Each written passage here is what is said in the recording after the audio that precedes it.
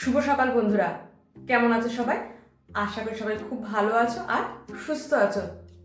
তো বন্ধুরা, আজকে আমি বিবাহিত পুরুষদের উদ্দেশ্যে একটা কথা বলতে চাই। বলছি, তোমরা আবেগের বশে বউকে মেসেজ সেন্ড করার আগে পরীক্ষার খাতায় ফাইনাল রিভিশন দেওয়ার মতো কয়েকবার পড়ে নেবে, নইলে কিন্তু বিপদে পড়তে পারো। কেন বলছি শোনো তাহলে। আমার বন্ধু জগা অফিস থেকে বেরোবার আগে তার বউকে রোজ মেসেজ করে।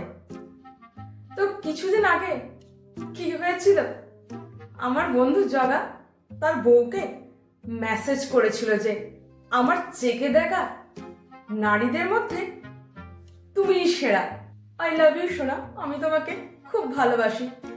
তো জগা মেসেজ করে বেশ রিল্যাক্স মুডে বাড়ি ফিরছে আর ভাবছে বউ তাকে দেখে বেশ খুশি হবে। তো রীতিমতো জগা বাড়ি ফিরল। ও মা, বাড়ি ফিরে দেখে তার বউ ঝাঁটা নিয়ে দরজার সামনে দাঁড়িয়ে আছে। আমার বন্ধু তার বউকে এইরকম অবস্থায় দেখে বেশ ভ্যাবাচ্যাকা খেয়ে গেল। তো বউকে জিজ্ঞাসা করলো যে কি ব্যাপার, আমি তো অফিস থেকে বেরোনোর আগে তোমাকে মেসেজ করেছিলাম, তারপরেও তুমি দেখছি রেগে আছো, কি ব্যাপার?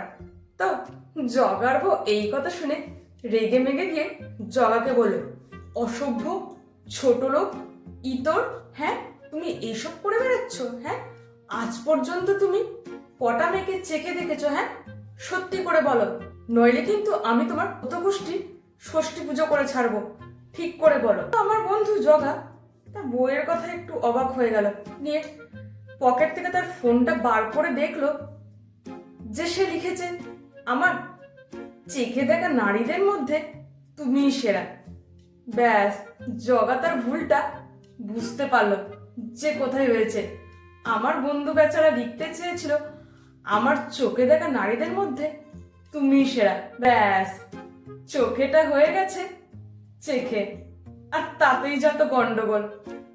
তাই বলছি বন্ধুরা, যাতে বিয়ে হয়ে গেছে বউকে মেসেজ সেন্ড করার আগে ভালো করে কিন্তু একটু রিভিশন দিয়ে নেবে, নইলে কিন্তু বিপদে পড়তে পারো। একটু এধার থেকে ওধার হলেই কিন্তু মহা বিপদ।